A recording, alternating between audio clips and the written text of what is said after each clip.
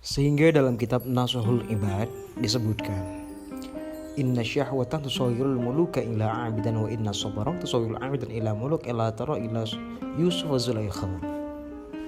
Sungguhnya syahwat nafsu dapat mengubah kedudukan seorang raja menjadi budak. Dan sungguhnya sabar akan menahan syahwat dan nafsu itu sendiri dapat mengubah kedudukan budak menjadi raja. Apakah kita tidak melihat bagaimana kisah kehidupan Siti Zulaikha dan Nabi Yusuf alaihissalam? Kan suatu ketika saking cintanya Zulaikha kepada Yusuf, sampai-sampai Zulaikha itu tidak mau makan dan jatuh sakit. Ketika sakit, keluarga dari Zulaikha itu mendatangkan tabib untuk dibekam. Karena pengobatan yang paling manjur waktu itu adalah dengan cara berbekam, tidak ada lagi. Ketika Zulaikha itu dibekam dan kulitnya itu sudah dilukai dengan irisan pisau agar darah bekamannya itu dapat keluar. Darahnya itu mengalir deras dari kulit Zulaikha. Ketika langsung disobek dan terjatuh, langsung tertulis lafaz Yusuf, Yusuf, Yusuf. Mereka kaget. Segitu cintanya Zulaikha kepada Yusuf sehingga Yusuf itu menjadi darah daging untuk Zulaikha. Jadi sama kita ketika kita benar-benar mencintai Tuhan, benar-benar mencintai Nabi Muhammad, maka segala aspek yang ada pada Muhammad itu sudah menjadi darah daging bagi kita. Entah dari cara kita bernafas, cara kita bersosial, cara kita mencintai Rabb kita, cara kita taat dan sebagainya. Itu semua ada pada diri kita karena serapan cinta kita kepada Nabi Muhammad. Setelah itu Yusuf bertemu dengan Zulaikha. Setelah lama berpuluhan tahun Zulaikha menunggu Yusuf, dan Zulaikha itu mengutarakan cintanya kepada Yusuf karena dia sudah tidak bisa lagi melakukan apa-apa kecuali dia bisa melihat Yusuf, cintanya bisa diterima oleh Yusuf dan cintanya bisa tersampaikan kepada Yusuf. Namun Yusuf waktu itu belum memiliki rasa cinta kepada Zulaikha. Sehingga Yusuf berkata, kalau kau mencintaiku, maka cintailah Rabbku, karena aku mencintainya. Agar Rabbku menggerakkan hatiku untuk bisa membagi cintaku padanya dan bisa sampai cintaku kepadamu. Artinya agar Tuhan bisa membagikan cinta Yusuf yang hanya disatukan kepada Tuhan agar terciprat kepada Zulaikha sehingga Yusuf juga bisa mencintai Zulaikha. Namun lama-kelamaan ketika Zulaikha mengikuti apa yang Yusuf katakan, dia belajar untuk mencintai Rabb Yusuf, Tuhan Yusuf, Allah. Dia sudah merasakan manisnya mencintai Allah.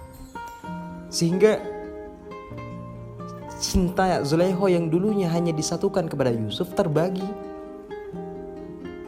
untuk Tuhan Yusuf. Dan lama-kelamaan cinta Zulaikha ini semakin menyatu kepada Allah dengan cara dia beribadah kepada Allah. Dia menyatukan cintanya kepada Allah. Dan Yusuf pun terhapuskan dari hati Zulaikha. Ini menarik di sini pembahasannya. Setelah itu Yusuf dibalikkan hatinya oleh Allah sehingga Yusuf juga mempunyai perasaan cinta kepada Zulaikha. Diawali dengan kekaguman, Zulaikha berubah drastis dari cara Zulaikha berpakaian, dari cara Zulaikha memandang, dari cara Zulaikha bersikap setiap harinya. Namun ketika Yusuf menyampaikan cintanya kepada Zulaikha, Zulaikha sudah dimampukan cinta kepada Tuhannya. Lama-kelamaan ketika Yusuf ingin bisa mendapatkan Zulaikha, barulah dengan cara Rabb Yusuf, Tuhan Yusuf, memberikan wahyu kepada Yusuf agar menyampaikan kepada Zulaikha bahwa Tuhannya menyuruh Zulaikha juga mencintai Yusuf. Barulah Zulaikha mau dipinang oleh Yusuf untuk diperistri. Tapi setiap malamnya, walaupun mereka sudah sah menjadi suami istri, Zulaikha masih disibukkan bermadu kasih dengan Tuhannya. Dia beribadah terus kepada Tuhannya, dia berpuasa terus kepada Tuhannya, sehingga tidak ada waktu lagi buat Yusuf untuk tidur bersama, untuk berduaan, bermesra-mesra dan sebagainya. Alhasil barulah Yusuf bisa tidur bersama Zulaikha ketika Yusuf mengatakan kepada Zulaikha, Tuhanku Allah memberikan wahyu kepada aku agar kita mempunyai anak, agar anak kita bisa menjadi penerus penyampai risalah-risalah ketuhanan kelak nanti. Barulah ketika dia mendengar bahwa hal itu ada perintah dari Tuhannya, barulah Zulaikha mau tidur bersama Yusuf, dan Zulaikha mempunyai anak bersama Yusuf. Itu menarik dari pembahasan itu. Itulah ketika kita benar-benar bisa mencintai Tuhan, maka semua yang ada pada dunia ini tidak akan bisa kita lihat karena pandangan kita sudah menyatu kepada Tuhan. Jadi yang awalnya Zulaikha pertama kali adalah seorang ratu, dia mengikuti hawa nafsunya, dia mengikuti syahwat dia hanya untuk dapat merasakan kenikmatan di dunia ini bersama Yusuf.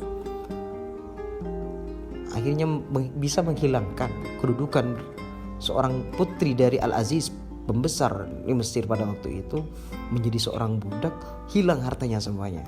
Karena ketika Zulaikha benar-benar rindu kepada Yusuf, sebelum dia bisa bertemu Yusuf, orang-orang berdatangan kepada Zulaikha dan hanya mengatakan, aku tadi melihat Yusuf. Ketika ada orang yang menyebut nama Yusuf, Zulaikha langsung memberikan harta bendanya. Diberikan semua kalungnya, diberikan semua antingnya, diberikan semua gelangnya, diberikan semua cincinnya. Karena apa? Bahagia ketika ada orang yang menyebut Yusuf, padahal orang-orang itu hanya berbohong. Niatnya hanya untuk mendapatkan harta Zulaikha. Walaupun dari keluarga Zulaikha mengatakan, jangan kau percaya, itu adalah orang-orang yang berdusta kepadamu, hanya ingin mendapatkan hartamu. Tapi Zulaikha sudah tidak memikirkan itu. Hingga Zulaikha jatuh sakit, miskin. Barulah ketika Zulaikha benar-benar ingin mendapatkan cinta Yusuf dengan mencintai Rob Yusuf, Tuhan Yusuf, barulah dia menjadi orang yang sangat dimuliakan, sehingga cintanya sudah tidak dapat terbagi lagi.